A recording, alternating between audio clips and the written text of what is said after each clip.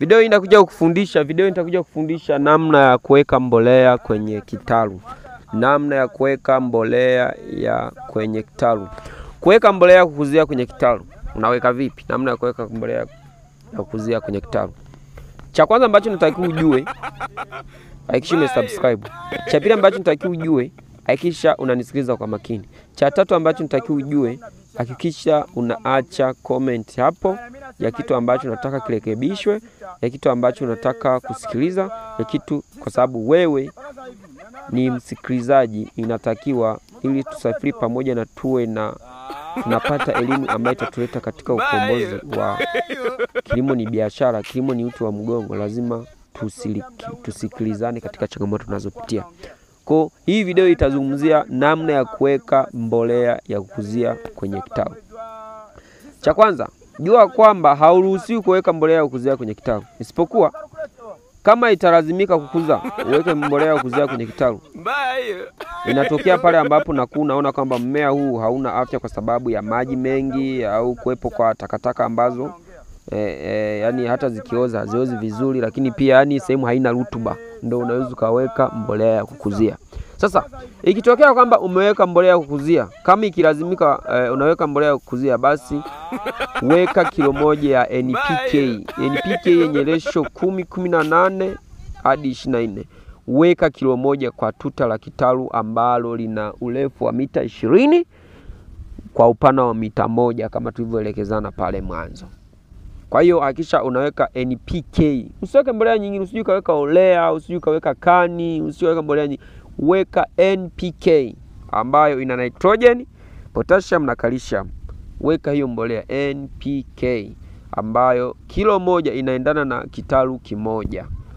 Ambapo sasa mara baada ya kuweka mbolea ya kuzuia, mwagilia maji ya kutosha ili yani kuosha mbolea kwenye mimea ili isiunguzwe na mbolea. Yani iko hivi, unapoenda kumwagilizia, hakikisha unamwagilizia. Unapoenda kuweka mbolea, hakikisha ufuate hatua zifuatazo. Ile mbolea kabla hujaiweka ni kilo moja, labda tunataka tuhudumie bedi moja. Tunachukua kilo moja, tunaweka kwenye keni, tunailoweka. Tukishailoweka, tunahakikisha kwamba imeloa ile mbolea. Sasa tunamwagilizia kilo moja kwenye nini? Tunaweka kilo moja kwenye bedi moja ambayo ina urefu wa mita 20 kwa upana wa mita 10. Sasa basi kinachofuata tena pale kingine, tunamwagilizia maji ya kutosha ili kuosha ile mbolea ambayo imedondokea kwenye majani, kwa sababu ukiacha vile vile kesho utakuta mbegu zote zimenyauka. Ndio maana unapokuwa unaweka mbolea, hii ni sehemu ya umakini sana. Kumbuka kwamba tulipokuwa tunaandaa mabedi, kabla hatujasiha tuliweka mbegu. Ile mbegu ni kuboost rutuba pale iweze kwenda kwenye mtiririko mzuri ile mbolea tuliyoweka. Kabla hatujasia mbegu tuliweka mbolea pale. Kama nakumbuka kwenye mabedi, kama unafuatilia video hizi vizuri, unaweza view video zote hizi. Kuna video nilizungumzia. Kabla hatujaweka mbegu yote kwenye kitalu tuliweka tunapokuwa tunaandaa kitalu tuliweka mbolea. Lakini hapa mbegu zimeshaota, tumekatia na tunataka tuangalie namna ya kuweka mbolea kukuzia kwenye nini. Yaani ile mbolea tuliyoweka labda haijaenda vizuri, haijanawiri vizuri. Sasa tunataka tuweke nini? Mbolea nyingine. Sasa hapa ni pakuwa makini. Mbolea mara ya pili ambayo unaweka wakati mbegu zimeota, kumbuka kwamba tayari pale ile mbegu ina majani, kumbuka ile mbegu ina mizizi. Tayari sasa hapa tunatakiwa tuweke kilo moja kwa bedi moja, ambapo sasa tutamwagilizia maji ya kutosha ili kuweza kufuta ile mbolea kwenye majani.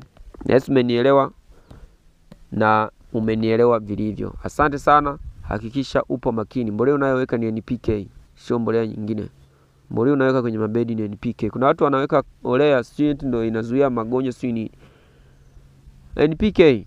Kwa sababu NPK ina nitrogen. Nitrogen ndio inatengeneza ile leguminous plant. Ambayo inaweza kusababisha kwamba ule mmea unakuwa na nitrogen fixation. Napokuambia nitrogen fixation ni kitu ambacho mmea unajaribu kufix nitrogen kwa matumizi ya baadaye, kwa matumizi yaliyopo, lakini katika hali ya kustawisha nini mmea. Asante.